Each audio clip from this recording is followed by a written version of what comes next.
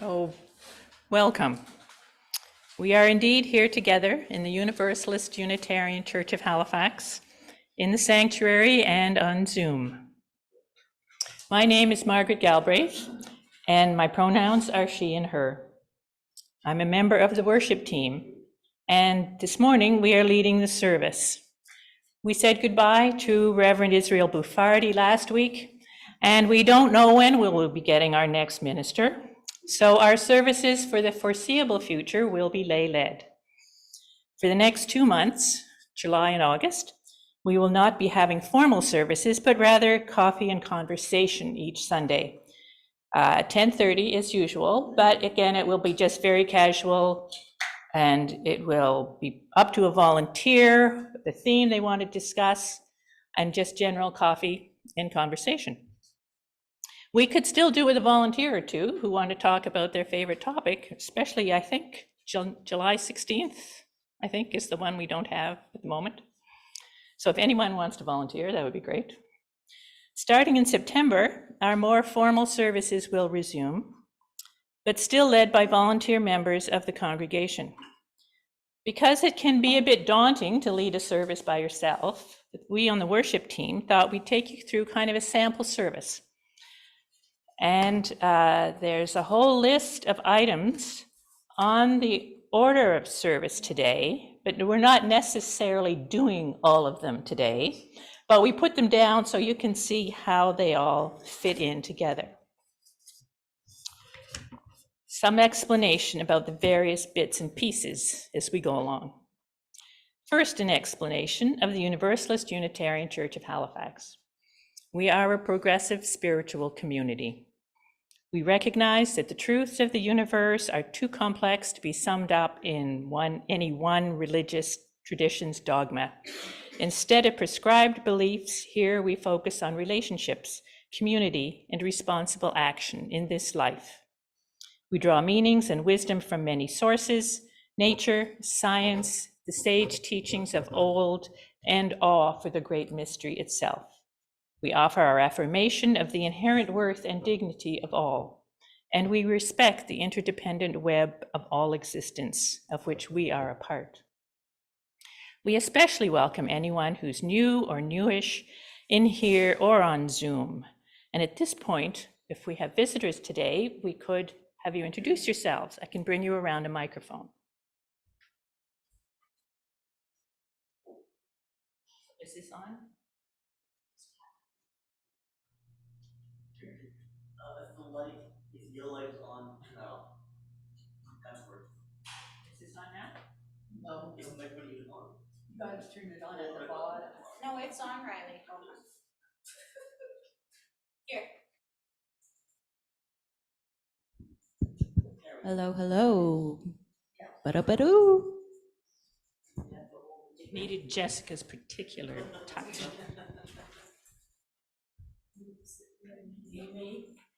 My name is Judith Meyer. I'm visiting here from Knoxville, Tennessee with my husband, David Denton. And we're spending a few weeks here in Halifax and wanted to come visit all of you. And I wanted to mention also that I am a retired UU minister from the Santa Monica, California congregation, where we had the great pleasure of having Allison Chipman as our member for many years. And I remember her well and loved her dearly. Welcome. Do we have other? I've been here a few times over the years. My name is Joy McLaughlin, and I'm Peter Bateman's former wife and very good friend. And now I'm coming to be with him here. Thank you. Welcome again. Great to see you, Peter.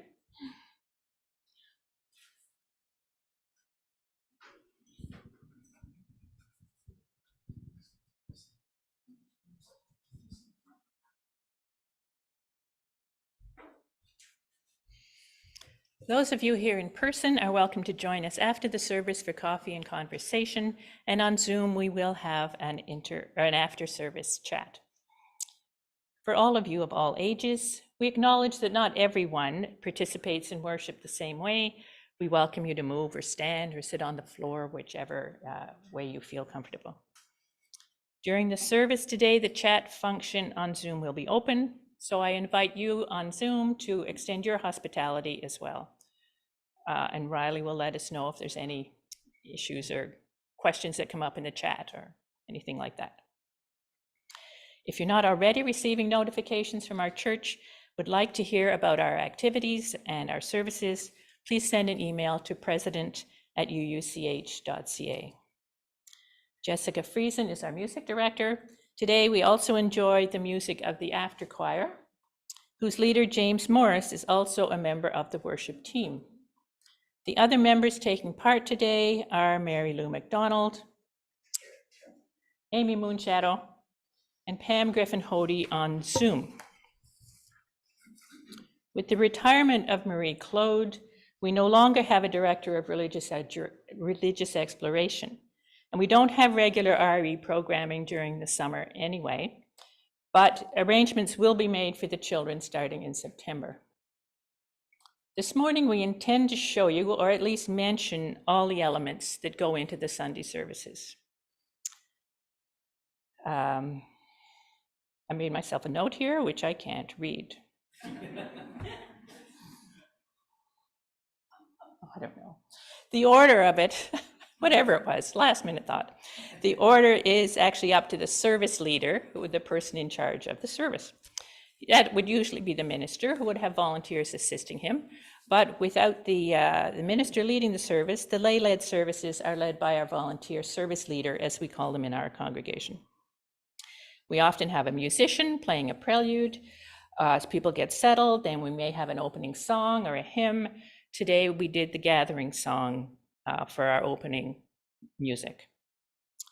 And then we sometimes we also have a greeting our neighbors event. Now, announcements are also an important part of our community. So this is what I've put at the beginning today of this service. It can also go at the end, but we usually keep it sort of at one end or the other rather than interrupting the flow of the service itself.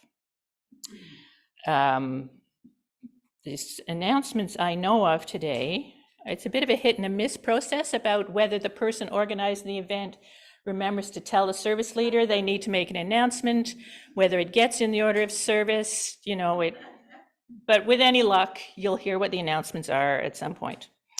Now, I know today there's a humanist meeting in the office. Is it going to be in the office? It can be here because there's no choir Oh, practice today. oh, okay. So it will be right here in this room at noon after our service.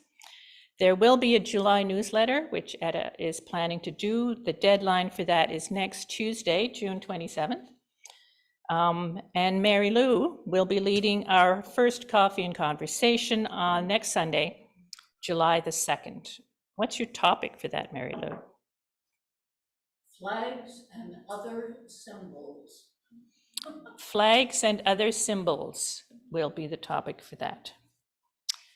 Are there any other announcements that we need to make at this point? Do you want to use this? Several people have asked why the ballroom table is out in the middle of the room, and I just thought you might all like to know that the Refugee Committee has hired an English teacher and is offering English classes 4 days a week for 10 weeks this summer. Because of the lack of availability through iSense, the libraries, and the Y. People are on waiting lists for English classes. So that's what's happening, and it's going really well, and we can thank Molly for making it happen.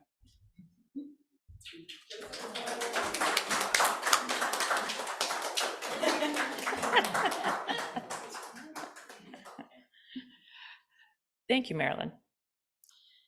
Before moving into the main part of our service, we will do a land and climate acknowledgement through Eleanor, who will be on Zoom. Eleanor, is she there? Good morning. On this summer June day, I wish to acknowledge the ancestors who walked this land many moons ago. Now, this summer, you can visit to learn more about our Indigenous peoples. There are powwows in Eskasoni, July 1st and 2nd, July 7th and 9th, Oromocto, July 29th in Red Bank, and there are many more. And if you feel like visiting the Africville Museum, it's a great museum, the end of Barrington Street on the shores of the Bedford Basin, the Black Cultural Center in Cherrybrook, and the Natural History Museum on Summer Street. Recently, Halifax had a visit from Dr. Jane Goodall. She's 89, she's an activist, great woman. She's concentrating a group for young people called Roots and Shoots. She said her job is to give people hope, especially our young. Our climate is getting worse. The wildfires in Nova Scotia gave us a taste of that. There is so much going on. Plastics problems, our overuse of cars. And we are all worried and concerned. What do we do? What to do? Well, we can talk to each other. We can join Roots and Shoots, the Ecology Action Centre, the Council of Canadians. Our UU group will be working, and we need more interested folks to help. There's another leadership group at the moment in BC. It's called Youth Climate Corps. It's also in Alberta. They're working very, very hard for young people, with young people. And I hope we will see them in this part of the world fairly soon. I thank you all, and blessings to us all. Eleanor.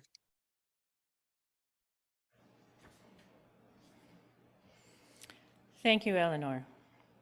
Now, most of what happened until about the announcements is generally what we call the welcome, where you kind of fit in all the things that you feel people need to know before you can get into the service. So then we would have announcements, our land and climate acknowledgement, and then we start to move into the service. So often there are opening words to kind of put you into the theme for the service for the day. But the most important thing coming up is the chalice lighting, which Mary Lou will be doing.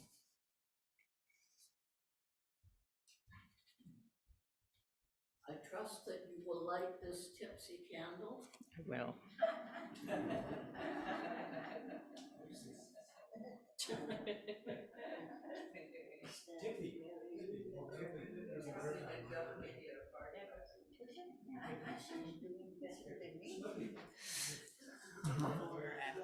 Okay. May this flame cast its light toward the coming days, reminding us that the future is not simply a place we are going, but a place we are creating. The path of new possibilities will not be found, but made in a world waiting to be built. May our time together light the way. This is a safer route.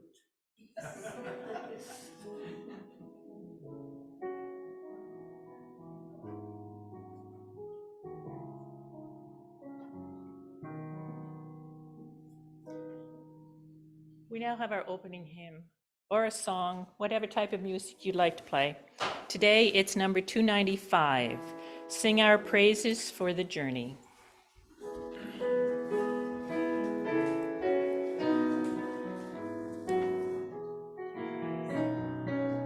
You can stand, you can sit, whatever compels you.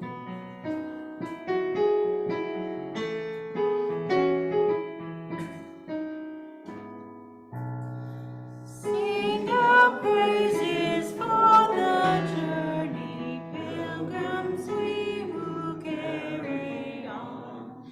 Searches in the soul's yearning, like a forebears in the time. We seek out the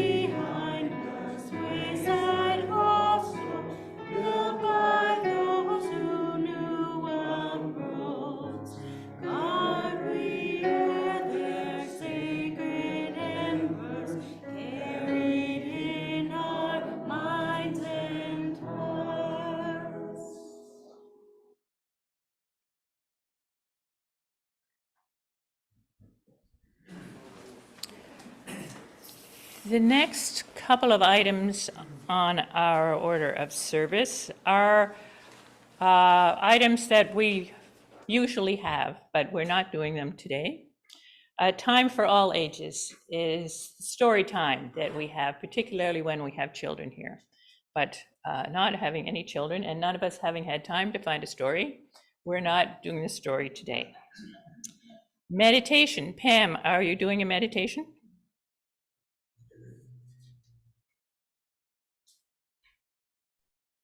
No, that was not on my list of things to do. No, that's And fine. I It's would probably it's never right volunteer here. to do a meditation. So there you go. Again, that's another option. All right, so it's over to Pam now for the next section. Yes. So I'm sorry I'm not there in person. I have the first cold I've had since 2019, and I'm not fit for public consumption. So this is the part of the service that we come together as a community to express our collective joys, sorrows, and complex truths. I should say that if I were there, I meant to say that if I were there in person, there would have had to have been some extra prep work this morning in the sanctuary, because we moved the pulpit back, and the pulpit is wonderful for putting one's notes on, and I do like it. But I'm shorter than other people on the worship committee. That might be the understatement of the year for those of you who have never seen me in person. And there's a special step stool for children and me that beautiful Norfolk pine is resting on. So if we're going to have the pulpit back in the sanctuary, we have to Pamify it as well. Complex truths. That's my complex truth. I'm shorter. We bring our hearts into the sacred space of community, and we open them up to each other, for each other, so that those of us who carry pain might be comforted by the presence of a loving community, so that those of us who are happy and well might share our joy and see it multiply in others. And so those of us who carry complex truths might find a welcoming space to process and make meaning of all that life brings. This, our communal well, holds all our stories. It's a place we come to be held and loved. The water reminds us of our connection to each other, to all life, to the earth itself. If you have a story, a joy, a sorrow, or a complex truth, you can come up and you can share shortly. You can also come up in silence. And since I'm not there to assist with the mic, Margaret will do the mic bit. And Riley will say if anyone is on chat. I guess I can see it on chat myself, can I? So if anyone has something that is on, who's on Zoom, just type it in the chat and I will read it.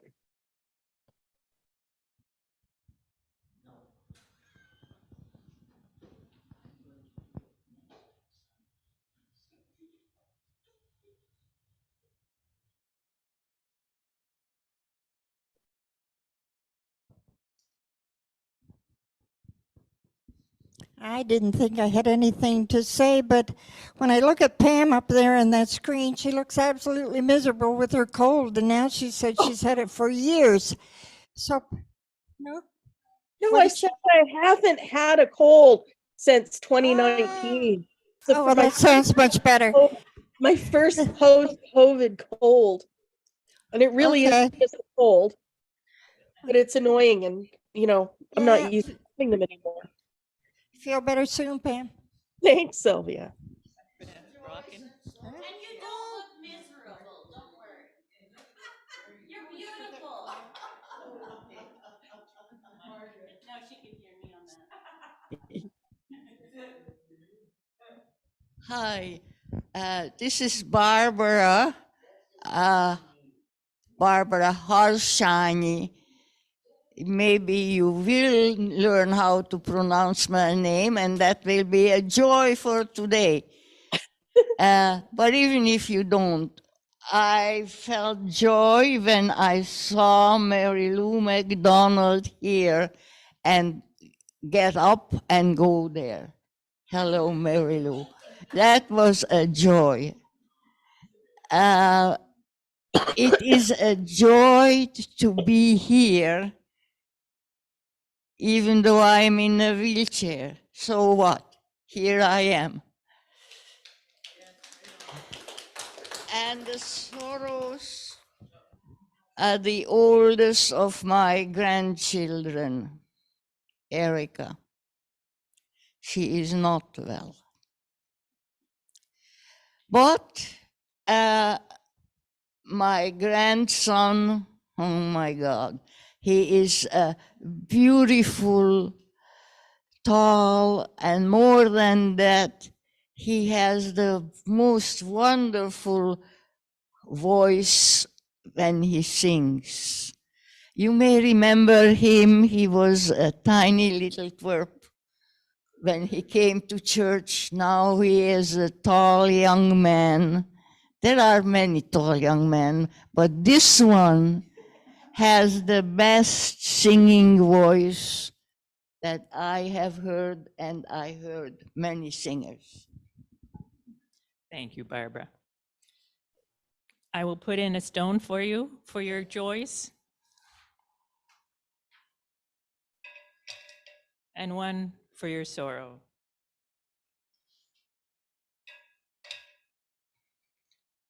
Are there other? Hi, this is a joy. Yesterday we had our final barbecue free brunch of the year. And I just wanted to let people know, the people who's come to eat the meal that's free have donated over $500 in the last few months. We've received over 1,500 from people who work and help out at the thing. Okay, 1,070 was for my daughter and 500 was for my son-in-law, but they have been helping. It was a one-off thing. We've done really well, and you can really see, I was thinking of this coming in town, one person in particular. We had a little talk to him about cleanliness and how he needed to be, if he wanted to help, he had to wash. I mean, I'm sure nobody ever told him this. He comes clean with clean clothes all the time. He just helps. He's gone from kind of bumbling around.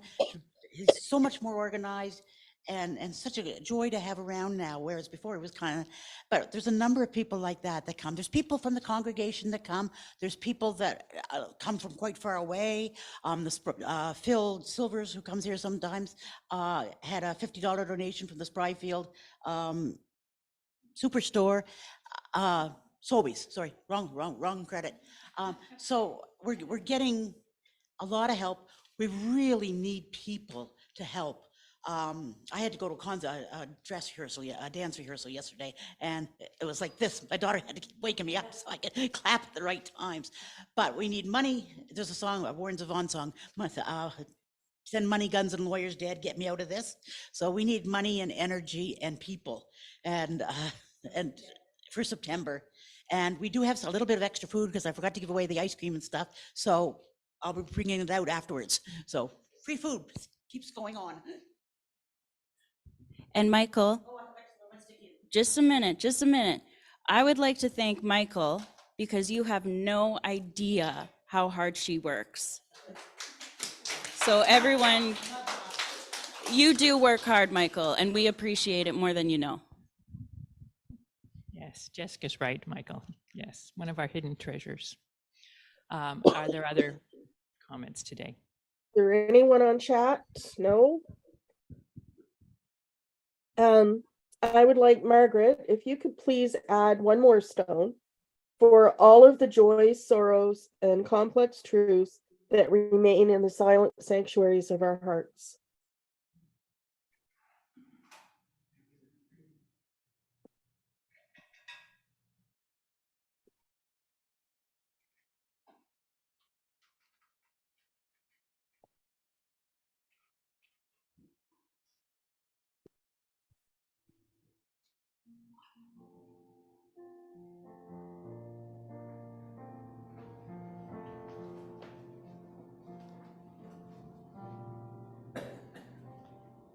So we now have a reflective song or hymn Number 145, As Tranquil Streams. You can stay seated for this one if you like.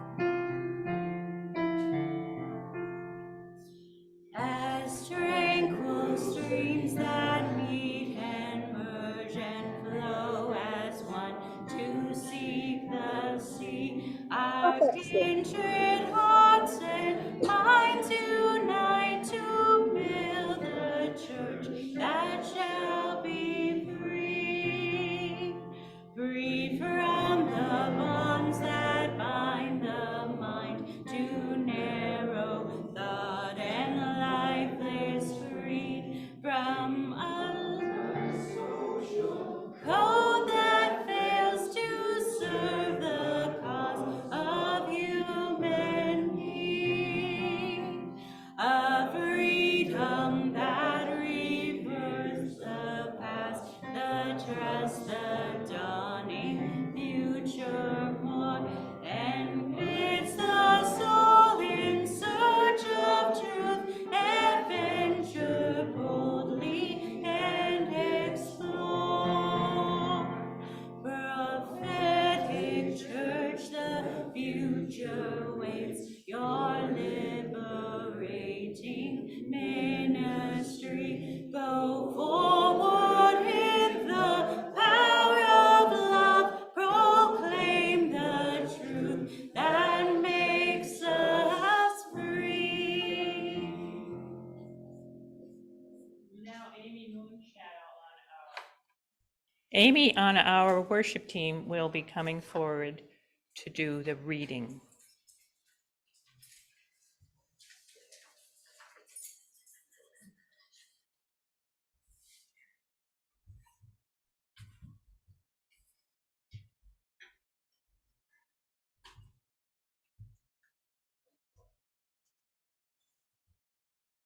This is The Larger Circle by Wendell Berry. We clasp the hands of those that go before us. Now, we forgot to mention this is a responsive reading. So it's number 646 in the backs of your book.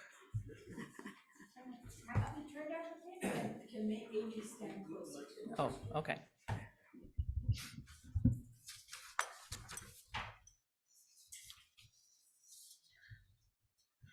Everybody find it? Yeah. Okay. So we clasp the hands of those that go before us. We enter the little circle of each other's arms. Larger circle of lovers. And the larger circle of all creatures. After life, in a dance. To a music so subtle and vast that no ear hears it, except in fragments.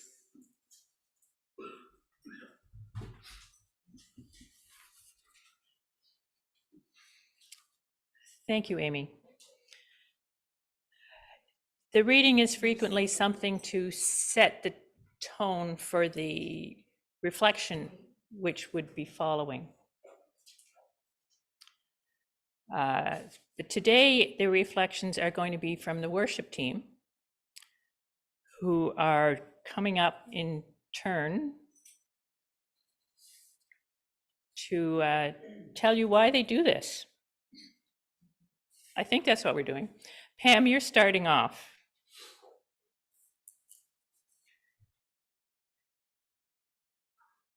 Okay. Why do I participate in a worship committee? Why do I occasionally find myself doing an entire service? To be honest, I've never given the why any thought at all. At some point soon after I returned to Halifax and to UUCH, it vaguely felt like a good fit, something of interest, and something that perhaps I could do. Recently retired from a very busy and stressful career, I needed some things to do with myself. and things to focus my interests and passions. When I think about it, my journey to the UU pulpit has been complicated, winding, and very long, somewhat akin to my journey to becoming unabashedly a UU, but it also seems to be inevitable. The first UU worship services I ever attended were lay-led. They both happened within a couple of months over 40 years ago, and I no longer remember which came first. One was a traditional service in this very room with a familiar structure of hymns, readings, sermon, no prayers. My boyfriend's mother was the speaker. I'm pretty sure she spoke about criminal justice system. It was her passion. She was a parole officer. The other service was very untraditional, hosted by the Moncton Fellowship. It was sold to me as their Lessons and Carols Christmas service. Everyone would like to see William and to meet Pam. Lessons and Carols, that's traditional. I knew what that meant, I thought. And it was followed by a potluck. So far, so good. It sounded to me like a familiar part of the Christmas season where you listen to all the bits in the Old Testament supposedly foretelling the birth of Jesus, but with lots of music. Okay, that is not what this service was. The wine started at the beginning, and I think we ate food while we were singing and talking. The lessons part was that each person in attendance was supposed to bring a favorite Christmas reading. In between each reading, on request, carols were sung. Some had the regular words because there were carol sheets from a newspaper. There were some UU hymn books as well. Sometimes the words are a little different in those. And sometimes they were just completely different songs that had something to do with Christmas. And I remember very, very clearly the group singing Tom Lear's satirical Christmas carol, which ends with a warning to not stand underneath flying reindeer. Those of us who were visitors didn't get off easily because there was a pile of books supplied that people who hadn't come prepared could choose from. They helpfully bookmarked the bits, and I chose something from Little Women because I'd read Little Women, so at least I knew what I was reading. That was the very, very first time I participated in a UU service. Totally unplanned. Yet the people were so welcoming, and it was so much fun. For decades, reading was the only way I ever participated in a service. And when preparing these reflections, I had to figure out why. I think I may have been a bit shy of public speaking in early years, but that went away with experience and time in my non-church life. After much reflection in the last week or so, I actually think it's because I felt that in order to speak to UUs, I had to live up to the academic excellence of the first lay speaker I heard in this sanctuary, Dr. Maud Hody. The only person I think here today that knew my mother-in-law is Mary Lou, and I don't think anyone has academic excellence.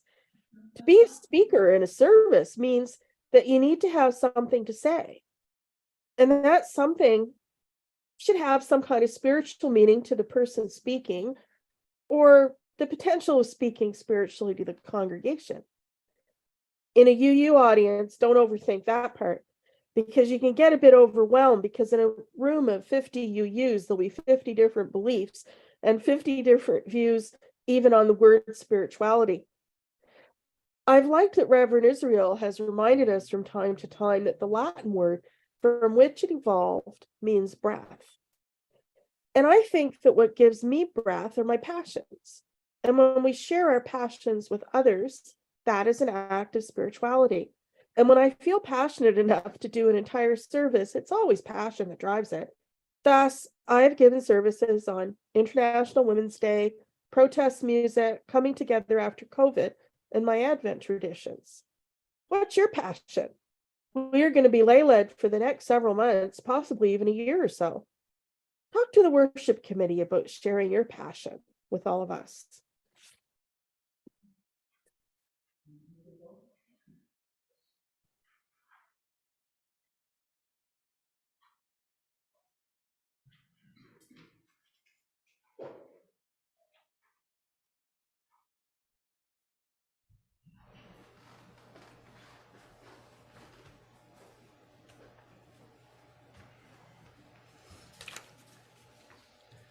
First, to correct Pam, this is not a pulpit.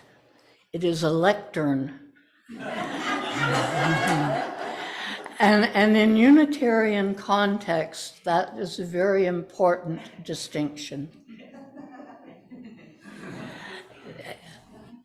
Doing worship comes in two parts: why bother and how to.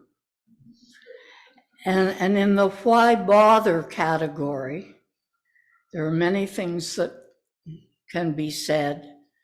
I revert to the frequently circulated words of a Unitarian minister who died in the 1950s, whom obviously I never knew, but they have obviously resonated through the denomination over the years. Let me tell you why I come to church.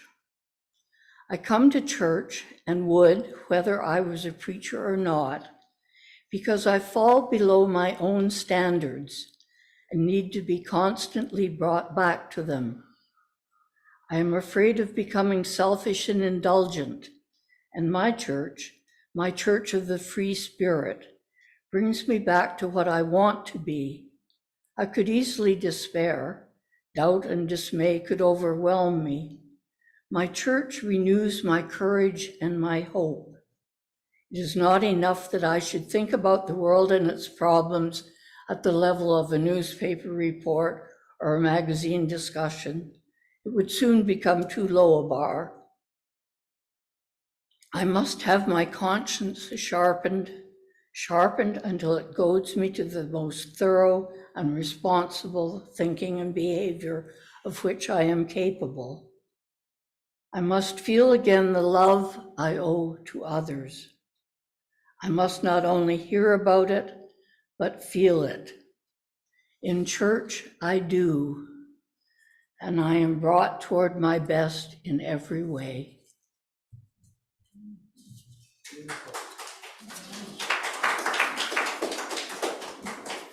And as for doing worship, I'll tell you a secret. It's fun.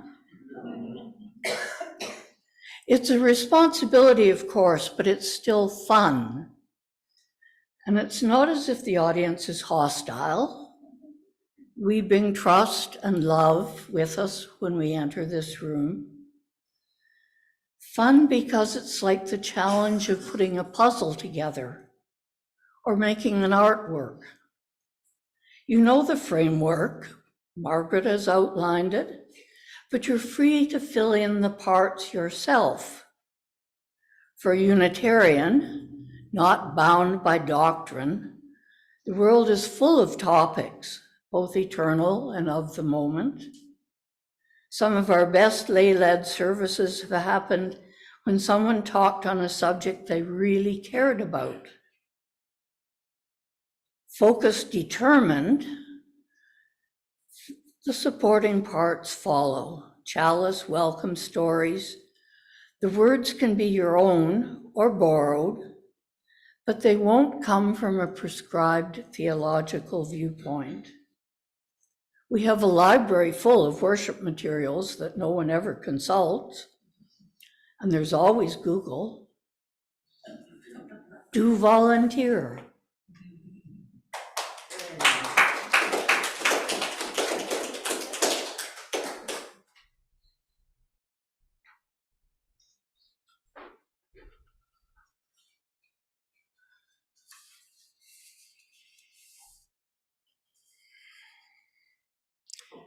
Now, why do I do this? I was raised as an Anglican, but decided as a teenager I wasn't really sure about the existence of God. So I worked my way around and ended up at humanism. Seemed the most sensible way for me to live. But I do respect other people's beliefs, whatever works for them. I was pleased to find Unitarianism, which we did early on. We were married by a Unitarian minister 53 years ago, I think it is now. However, it wasn't until we came back as active members of this congregation that I got involved with leading services. About that time, almost 20 years ago now, we had a training process for service leaders, which I thought I would try. I had been running other organizations at that point. I thought I could perhaps be useful running services. I discovered the process was really interesting. Actually, I didn't think of the word fun, but Mary Lou's right, it's fun. Creating an event with different components that all tied together around a common message. I have no plans to be the person making the presentations, just these little 2-3 minute ones I can manage. I'm happy to help put a service together around someone else's themes. And people told me they liked what I did when I was being the service leader, so I've kept doing it. Being part of the worship team, able to contribute to the overall series of services, and it seemed a natural extension of running an individual one. However, I realize I have a distinct style, which isn't everyone's way of doing it. So having a range of styles among the members of the worship team, being able to draw on others from the congregation, whether or not they're part of the worship team, you certainly don't have to be part of the worship team to do a service. That's one of the strengths of our lay-led services. And the diversity is very important to who we are, of course, as UUs. So I really encourage all of you to think about being part of our lay-led services. And now I have Amy next, if you wanted to talk about why you're doing this, Amy? I didn't know I would. Oh. Being a perfectionist, I'm feeling So you'd rather not do this, but yeah, no pressure, no pressure. James, did you want to? no pressure. No pressure. I'll let the song that we're going to do speak for itself. Okay. So you've now heard from the worship team members. James is also letting his song speak for him. And we caught Amy by surprise, so she's not prepared at the moment.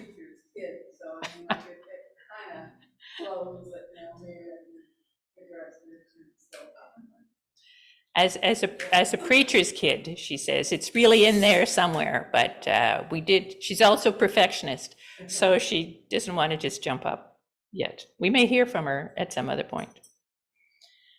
Now, after our reflections in this congregation, for a number of years, we've had a musical interlude, followed by the option for anybody from the congregation to make a comment about the service they just heard or other aspects of the service that morning. So we'll do that again today. Our music will be from the after choir. James and Jim and Paul are going to do, well, I'll let you introduce it, James. Yeah, this song is a little cheeky number, parody of the multitude of religions and their quirks. So it includes Unitarianism as part of that. So we're not singling out anyone for sort of mockery. But Pete Seeger was involved in preparing a parody version of Old Time Religion. It's been expanded by many people. Like our sources, you see the wood carving up on the wall with our flaming chalice in the middle and surrounded by other sources of religion. And that's been very important. I think I look at that every time I'm in the service room and think about how we are a galvanized sense of many different sources. So this will be our parody version of that. want you to sing on the chorus too, right? Yes, absolutely. They might not know it. They might. Oh, I think they may not know. No.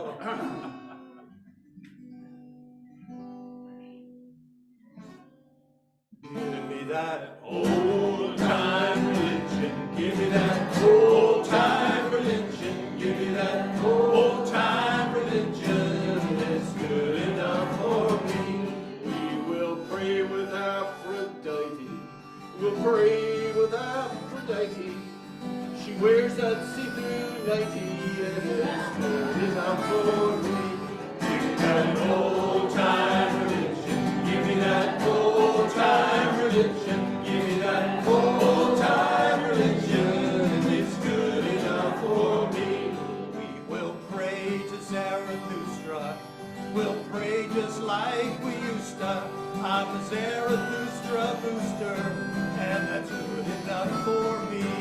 Give me that old time religion. Give me that old time religion. Give me that old time religion. It's good enough for me.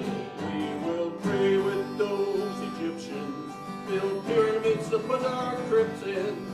Cover subways with inscriptions, and it's good enough for me. Give me that old time religion. Give me that old time religion. Give me that old time religion. It's good enough for me.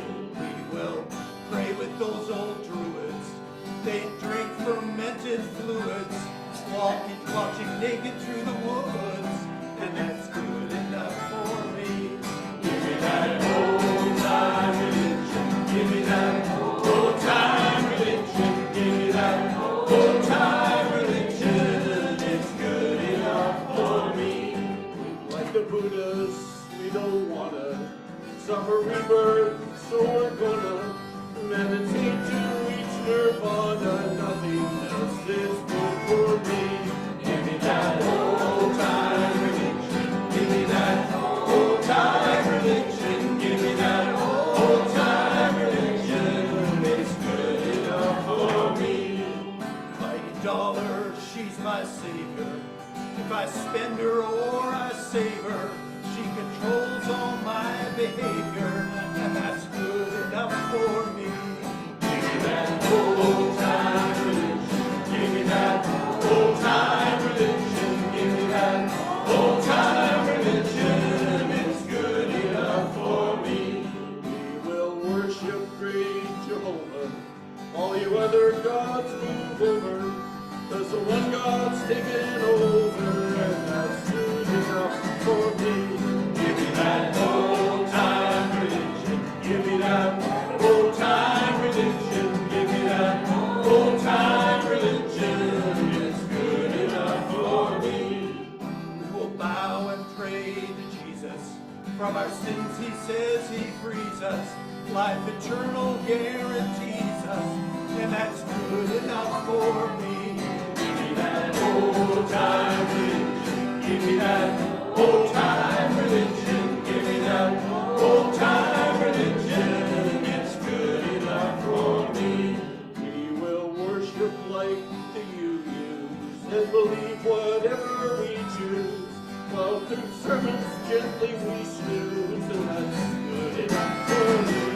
Give me that old time religion. Give me that old time religion. Give me that old time religion. That's good enough for me. Give me that old time religion. Give me that old time religion. Give me that old time religion. It's good enough for me.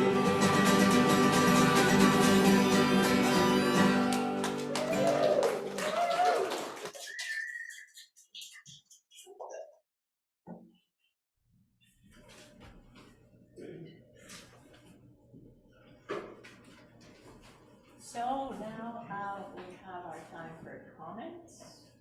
Anybody wants to? Yes, I'm not a loud speaker. Linda.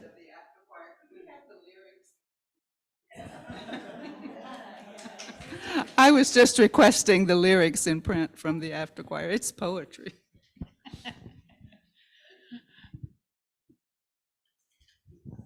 I'd just like to say that I like this part of the tradition of this congregation or group where we express our own opinions as to what we've just heard. It's one way in which the theme of what we've heard becomes kind of common property, because we all get to say what we individually heard. And it's always fascinating to me how the same words are filtered through the different experiences of all of us. And we're all very different people with whole different perceptions. So when somebody else talks about what they just heard, you think, oh yeah, I didn't. Well, yeah, I could think that's true, yes, but you hadn't thought of it yourself. And it's in my experience that ministers, particularly visiting ministers, are a little uncomfortable with that because it's like taking their own thoughts and putting them in a bottle and throwing them in the sea, and it becomes somebody else's property, where people are often a little bit tied to their own ego as manifested in their sermons, so they don't really like it too much. But it is a part of the tradition of this group, and I would like to see it maintained. And this is more than I've ever spoken before in this.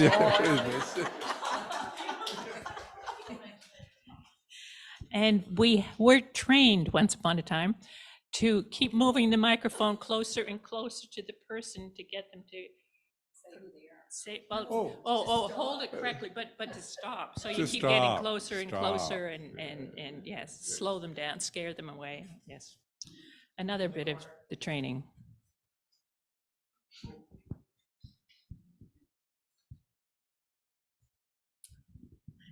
I always found when I did services that some comment from the congregation really completed the service.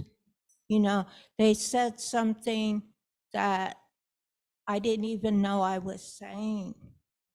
And I always found that very nice.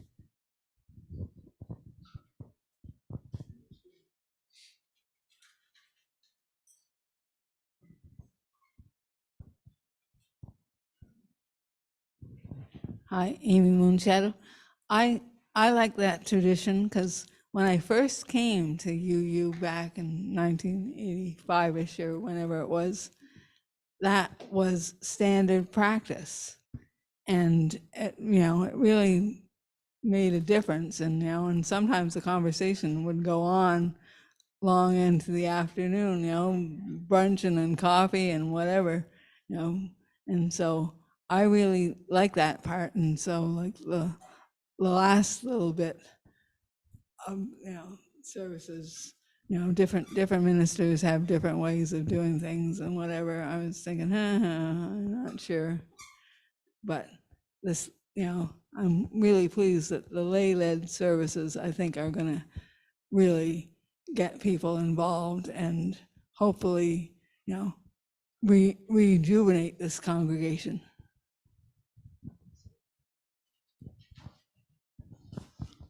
I really like this service because it's lay-led.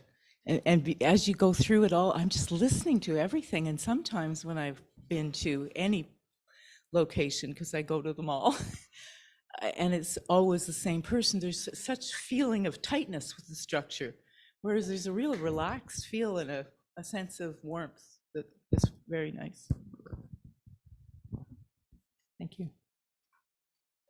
Anyone else? Oh, Joe.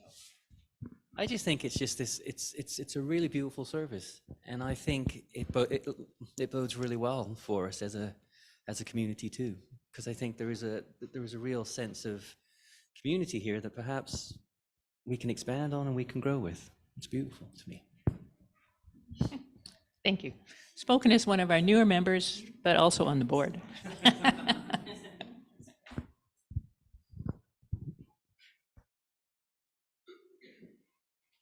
Oh, is there anything from the chat, Riley? No. Okay.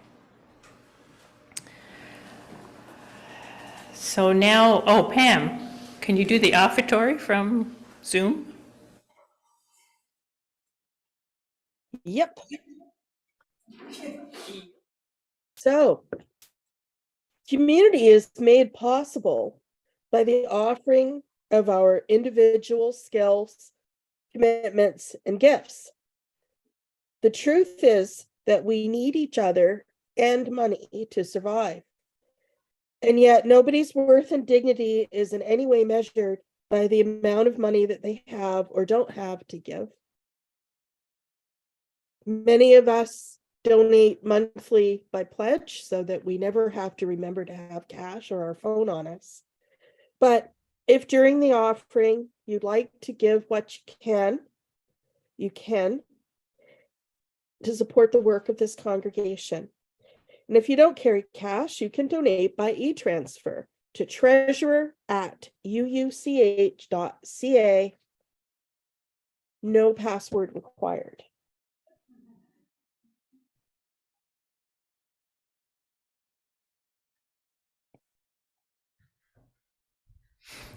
Thank you, Pam. The offertory is one of those pieces of our services that is essential. We do need it each week, but various leaders have put it at various parts of the service. So again, it's up to you where you put it. And there will always be somebody hop up to take the plate around, whether they've been previously planning to do it or not. Yes, it's usually Cass. Yes, thank you, Cass. Our closing hymn now, or songs from our other book. Someone suggested we have a rule that we only have one book per service, but we do have 2 books. This is a great song. Number 1028, Fire of Commitment. One of my favorite songs. So stand if you will.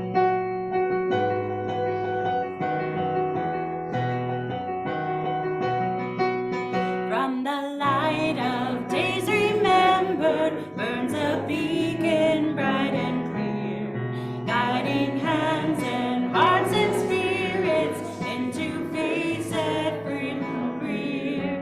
When the fire of commitment sets our minds and souls ablaze, when our hunger and our passion meet to call us on our way, when we live with deep assurance of a flame that burns within, then our promise finds fulfillment and our future can begin.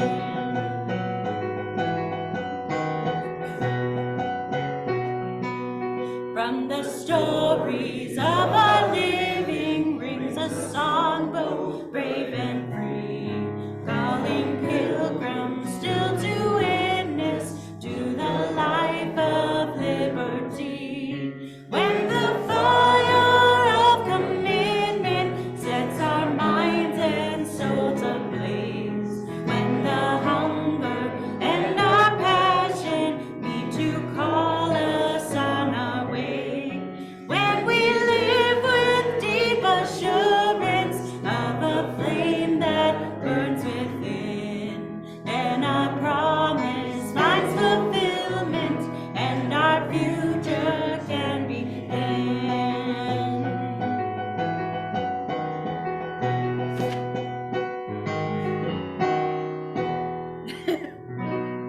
From the dreams of youthful vision comes a new prophetic voice, which demands a deeper justice built by our courageous choice. When the fire of commitment sets our minds and souls ablaze, when our hunger and our passion meet to call us on our way, when we live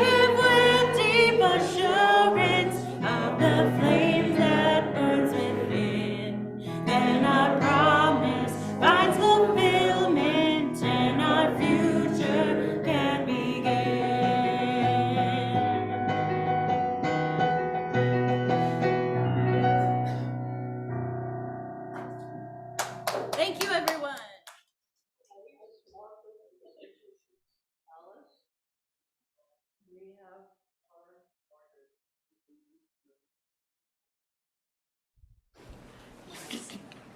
No, I'm looking for the, Yes, I don't know where it is. I'll just go. go your ways, knowing not the answers to all things, but seeking always the answer to one more thing than you know. So be it.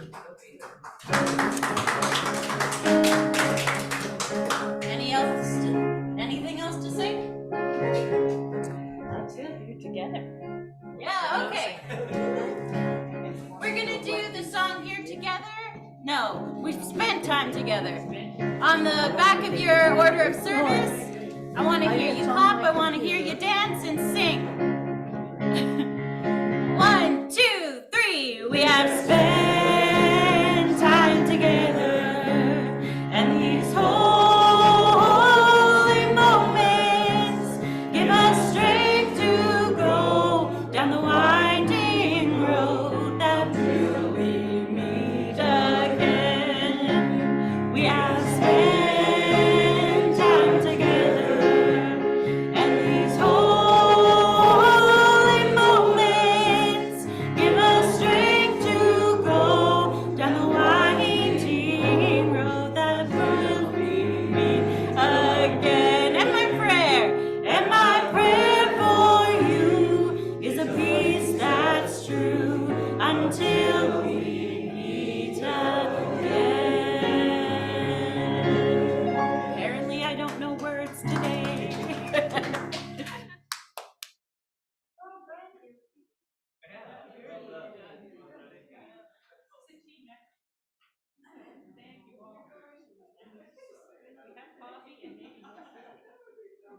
Yeah, we have ice cream too, right? Hello, Eleanor. Good morning, Marie. I was thinking about you. How are your family? Fine. Disconcerting events, but it's resolved with Russia, and in a way that doesn't surprise me. And Really? in Stunning. keeping though with as much as possible, no bloodshed, regardless. That's And right. That's right. No so, further. but I thought I wanted to tell you that the two